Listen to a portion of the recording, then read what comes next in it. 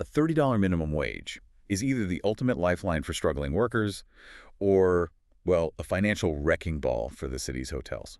Right, and Los Angeles is about to find out exactly which one it is. Welcome to the Deep Dive. We are jumping right in today because we have a fascinating stack of conflicting sources to unpack. Oh, yeah, it is a massive economic brawl. Totally. So let me give you the quick 90-second news hook to start us off. Los Angeles is gearing up for two of the biggest sporting events on the entire planet.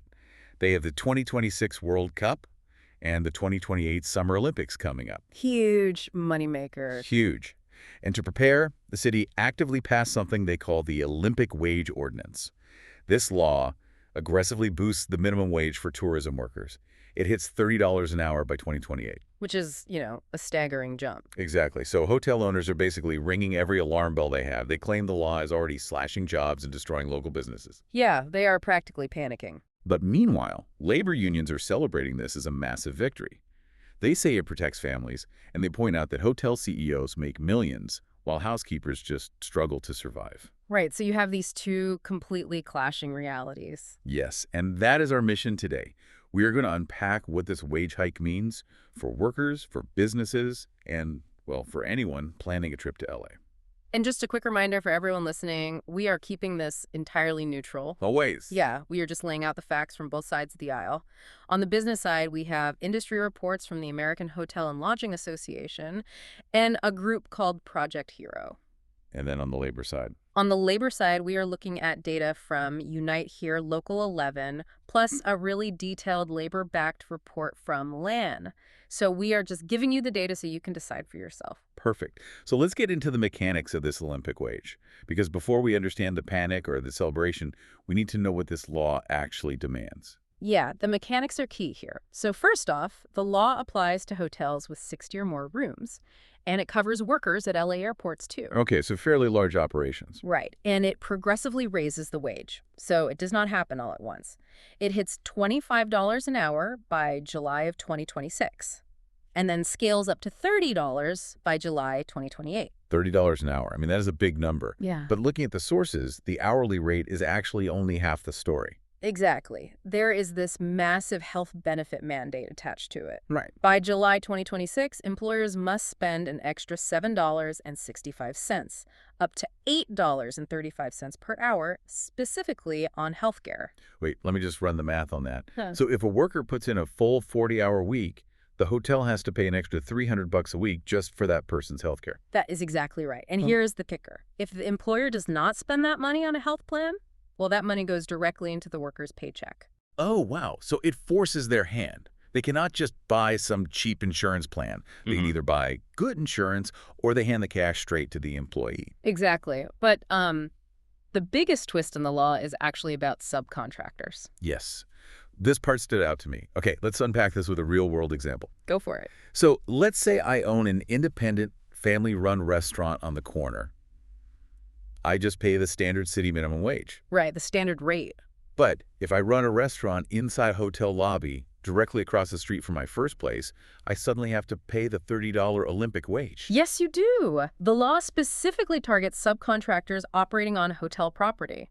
That is wild. Yeah, it creates this really bizarre, uneven playing field. The union pushed for this to close a loophole so hotels couldn't just outsource jobs to avoid the wage. Right. But it basically creates an invisible border. You could have 2 parking valets or 2 line cooks working 50 feet apart, doing the exact same job but operating under completely different financial realities. Just because one is standing inside an arbitrary property line? Exactly. Well, because of that uneven playing field, hotel owners claim the math simply does not work. Which brings us to the business perspective. They're calling this an economic tsunami. An economic tsunami. Yeah, the Project Hero stats are pretty bleak. They say 6% of existing hotel jobs are already eliminated or at risk. Wait, already? Yeah, right now, that is about 650 positions. Oh, wow. And it hits restaurants hard. 14 hotel restaurants have either closed recently or will permanently close in 2026. 14 restaurants. I mean, standard restaurant margins are tight enough. Mm-hmm. How do you absorb a massive labor cost hike without just giving up? You really can't, according to the industry. And parking valets are taking a huge hit, too. 8% of the parking workforce is already gone. So hotels are just ditching valet entirely. Some of them, yeah. or they are jumping parking rates by 10% to try and cover the gap. But the broader picture is even worse for property owners. They report that 58% of LA city hotels expect to be actively unprofitable by the end of 2026. Over half of the hotels expect to lose money. Yeah. And because of that, capital is fleeing. Like, there was a massive 18-story, 395-room expansion planned at the Hilton Universal City. Okay. The developers totally canceled it. They said they just lost confidence in the market because of these labor mandates. That is a huge project to just abandon. Right. And you have to look at the timing, too. Hotels are already facing massive headwinds. International travel recently dropped 13.5%. Plus, wildfires have really hurt tourism in the area. Here's where it gets really interesting to me. It sounds like the hotels are trying to run a marathon while wearing this heavy backpack of inflation and low travel demand. Yeah. And then the city council just came along and dropped a 50-pound weight right into the backpack. That is a perfect analogy. The timing is the core of their argument. They cannot just raise room rates right now because customer demand is simply too weak to support higher prices. Okay, so that sounds disastrous. But let's flip over to the labor perspective. The unions point to history, and they say, we have heard this exact same doomsday story before. Right. They basically say the hotels are crying wolf. Exactly. What is the historical data they're pointing to? So we look at the Lane report. Back in 2014, Los Angeles passed the Raise LA ordinance, which was a very similar minimum wage hike for hotel workers. And I'm guessing the hotels predicted mass layoffs back then, too. Oh, yeah. They warned of total disaster. But instead of the market crashing, LA County hotel employment actually grew by 16.5% between 2013 and 2019. Wait, really? They forced hotels to pay more, and the hotels hired more people. That is what the data shows. And profits actually shot up. Hotel revenue per available room jumped 32.6%. Wow. And what about development? Did builders flee the city like they are threatening to do now? Nope. Hotel construction actually boomed. They added 7.8% more rooms during that time. Okay, but let me push back on that historical comparison for a second. So, what does this all mean? Can we really compare 2014 to 2026? That is the big question. Because the industry says inflation and the pandemic make today's economy a totally different beast. And that is the absolute crux of the debate.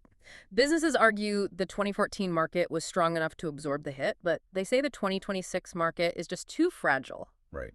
But labor sees this wage as a vital tool to stabilize the workforce before the massive Olympic tourism surge.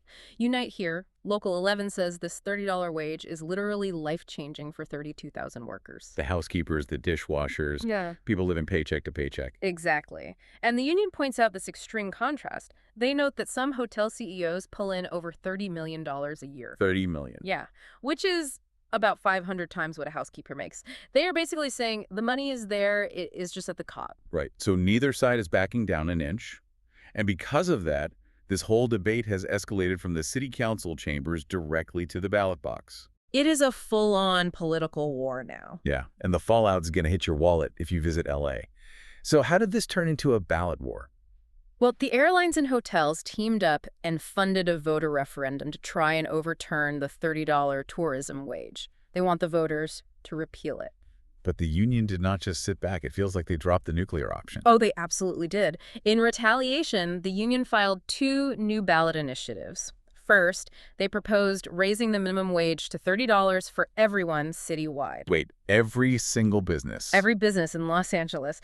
They said, if you try to repeal our wage, we are going to force it on everyone else. That is ruthless. What was the second initiative? The second one requires voters to approve any tax subsidies given to hotel developers, so it makes building massive new hotels incredibly difficult and political. Wow. Okay, let's bring this down to the ground level. For the average traveler, what does this actually mean? If I am planning a trip for the World Cup, what am I walking into? You are walking into a totally changing landscape. First, expect fewer hotel restaurants and the elimination of valet parking, just like we talked about. Right, fewer amenities. And second, sky-high room rates. Right now, hotels are struggling to raise prices, but when the World Cup and the Olympics happen, demand will absolutely explode. Because they have a captive audience? Exactly. Millions of people need a place to sleep. So the hotels will finally have the pricing power to pass every single cent of these new labor costs directly onto you, the traveler. That makes total sense. Okay, let's quickly summarize this deep dive. The $30 Olympic wage is either a much-needed correction for severe inequality, or it is a crushing burden on an already fragile tourism sector. It really is a massive experiment. And it leaves you with one final provocative question to chew on. Yeah, and it is a big one. As global mega events like the Olympics increasingly rely on local infrastructure, will intense labor mandates become the new normal for host cities? Right. And if they do, will that fundamentally change who can actually afford to attend these global spectacles? It is definitely something to think about. Thanks for joining us on this deep dive. We will catch you next time.